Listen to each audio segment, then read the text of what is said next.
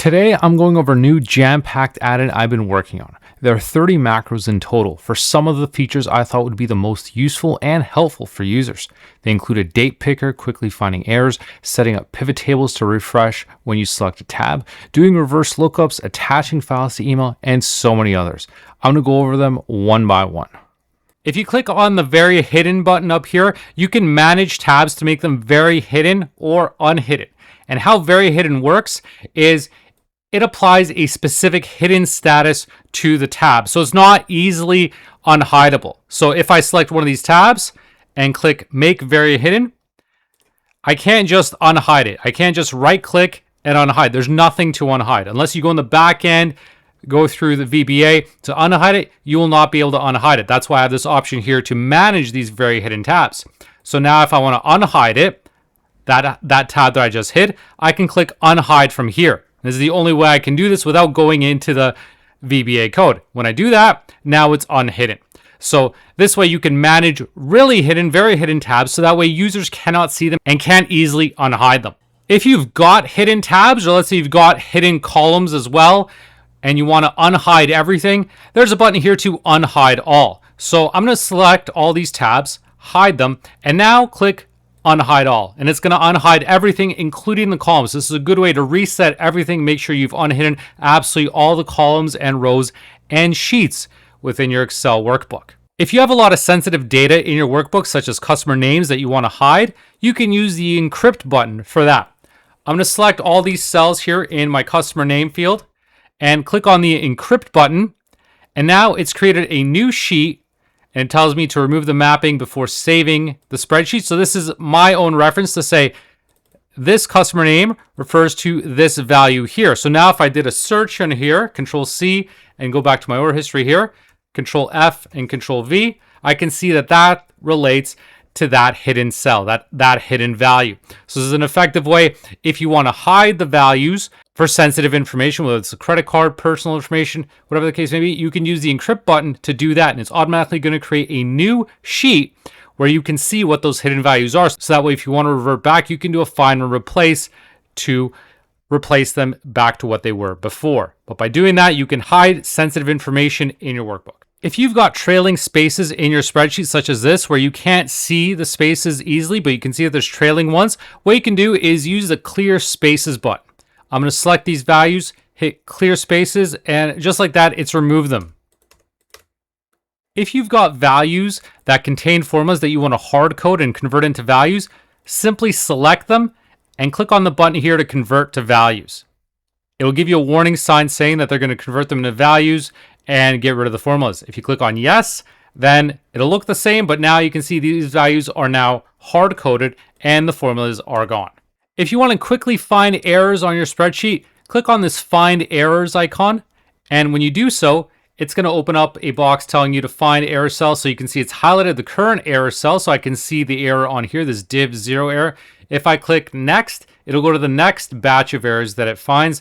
And so you can continue cycling through until you're done finding all the errors in your spreadsheet. And then you'll get a prompt saying no more cells were found. If you want to remove all the formatting from your cells, what you can do is select the cells you want to remove formatting from and click on remove formats. And that'll strip everything out, including color coding and even date formatting as well. If you have values in your spreadsheet that are showing up as text and they should be reading as numbers, you can just select all of them and click on text to numbers. And that'll convert them back into numbers without that text formatting. If you have a merged cell and you want the same value in each one of the cells that's merged, click on the unmerge button here and it'll unmerge it and populate those values in each and every single one of those cells. If you want to easily update date values in your spreadsheet, just click on a cell that you want to update and click on the date picker button. And you'll get a date picker option to specify the date that you want to select, and that'll be populated in that cell. If you want to quickly copy values down without worrying about Excel trying to detect your patterns, what you can do is select the empty cells here with the value that I want to copy from above, and then click on fill down values, and it'll populate them in that range. If you want to do a reverse lookup where you're using a range to look up and see if those values are contained within a set of cells, that's what this reverse lookup does. For example, we want to categorize whether it's FedEx, OnTrack, USPS. We don't want to use complicated VBA or any sort of formulas. Instead, what I can do is select these values, click on reverse lookup, and now I'm going to select my lookup list here. So here I've got a list and then the returned value that I want to retrieve. So if it finds AMZN, it's going to return Amazon. If it's USPS, it's just going to return USPS. I'm going to select just my lookup list with my returned values to the right and then click on OK. And it's done the matching. And now if I go back to my cells, you can see now it's properly done the lookup and extracted the values based on that reverse lookup. If you've got formulas in your Excel spreadsheet and you've got errors that you want to suppress quickly, you can use the IFERROR function. But adding it to your formulas sometimes can be a bit tedious and time consuming. So what you can do is select the range that you want to add IFERROR to and click this button to wrap IFERROR. Now it's going to take that formula and wrap it inside of an IFERROR function. Now if I click on this, it's going to add that, and you can see now that error is gone because I've added the IFERROR function and just replaced it with a blank if there is an error. If you've got a lot of sheets in your workbook, what you may like to use is the sheet navigator. If I click on this, I can easily go through the different sheets in my workbook, and what I can do is I can jump to any one of them by just double clicking, or what I can also do is rearrange them. Let's say I want to put them in alphabetical order, reverse alphabetical. I can do that really easily. I can move them around, and let's say I want to move this one at the front, and then if I click apply order, it's actually going to go in and make those changes and rearrange my worksheets. If I click on that, it's going to give me a warning. If I click on yes, it's going to move around my worksheets. If you want to delete empty rows or columns in your workbook, what you can do is click on the delete empty rows or columns. So what I can do is select the range I want to look at, click on delete empty rows or columns, and I can specify whether I want to delete the rows, columns, or rows and columns. Now this is just going to be based on the cells that I've selected. So if there happen to be non-blank values, it's not going to look at the entire data set. So just keep that in mind. In this example, because technically I've got empty rows here, it's going to delete all these rows. If I click on that, it's going to delete them. If I select the option to delete columns, then in this case, it's not going to delete anything because there's values here in these headers. If I click on that, nothing's changed. But if I select my range based on these values, everything is blank here. So now if I click delete empty rows or columns and select columns, then what it's going to do is delete all these columns because there's nothing shown in here. And so you want to be careful with what you're selecting, but that can go through and delete any rows or columns that appear to be empty based on the selected range. If you want to quickly toggle the case of your text, you can select the values that you want to toggle and click on the option here to toggle case. It'll shift between lowercase, uppercase, and then proper case. Clicking over and over is just going to toggle between one option and the next. If you want to quickly concatenate values, select the cells that you want to concatenate and click on the concatenate values button. It's going to group the cells based on their rows. So it's not going to merge them up and down, but just left and right. So if I click on that, now all these values have been merged and I can delete this unnecessary column. If you've got values like this that look like they're in a pivot table format and you want to convert them into a tabular format, what you can do is select all of them and then click on the option here to unpivot. It's going to create a new sheet and now everything's in a tabular format as opposed to that pivot table layout that it was before.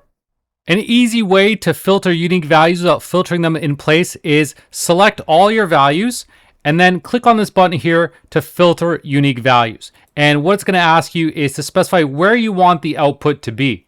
This way you're not filtering out any visible values or affecting your existing data set. Click on enter, and now I've got a list of just my unique values for the range that I've selected. If you want to automatically refresh your pivot tables anytime you move from one sheet to another, click on this option for auto refresh sheet. If I click on that, anytime I move from one sheet to another, it's going to refresh any pivot tables that are on that sheet. In this example here, I've got data filled up until March of 2026. And now that I've updated the values for April for the following month, if I go back and click on the pivot table tab it's going to automatically update to include those values without me even having to do a refresh.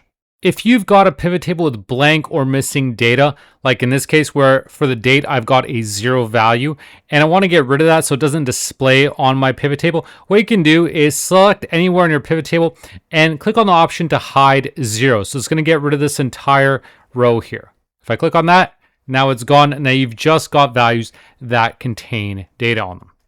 If you want to quickly change the layout of your pivot table from this compact view into a tabular one that's easier to read and that has repeating values, simply click anywhere on your pivot table and click on Change Layout. And once you do that, now it's in a more readable, user-friendly format. If you want to quickly toggle between different formats for values on your pivot table, click on one of the cells that contains a value and click on this option here for toggle format. And it's going to cycle through different options such as comma, accounting, whole number, and percent. So it makes it a lot easier than going into value field settings and changing them each time. If you're dealing with a lot of different versions in your Excel spreadsheet and you want to quickly save it without having to go through the whole file save as option and add a timestamp, I've got just the button here to save with a timestamp. This doesn't work with OneDrive, but if you click on it, it'll save the file to your location and add the timestamp of when you saved it. So it's really helpful if you're dealing with different versions and saving throughout the course of the day. You can quickly add the location of the file to the footer by clicking this button, Add Footer Location. And this is really convenient if you're printing out the file for others to use so that's easy to see where exactly that file is saved. By clicking it, it'll add the footer for you.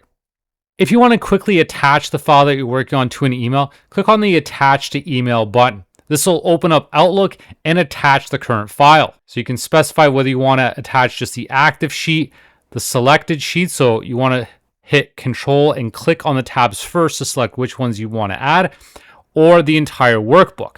If I click on that and click on Attach, it's going to open up Outlook and attach this to the email.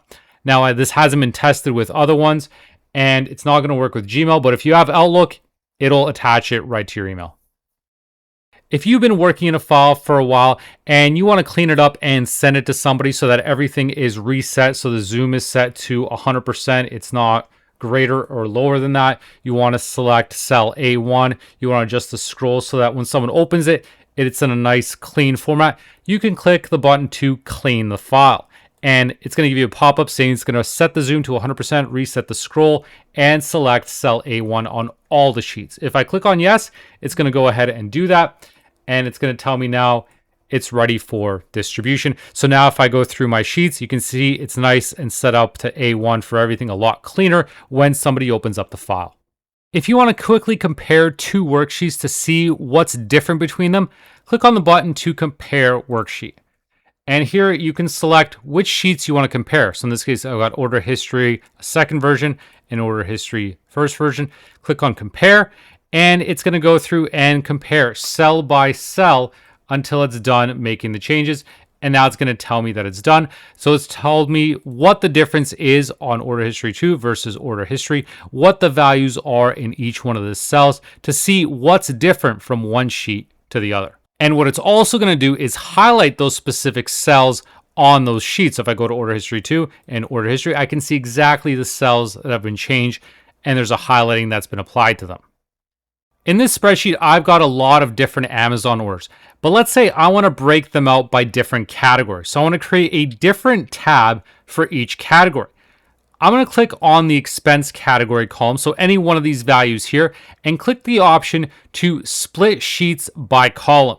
If I click on that, it's going to create a new sheet for every value in this category, in this column.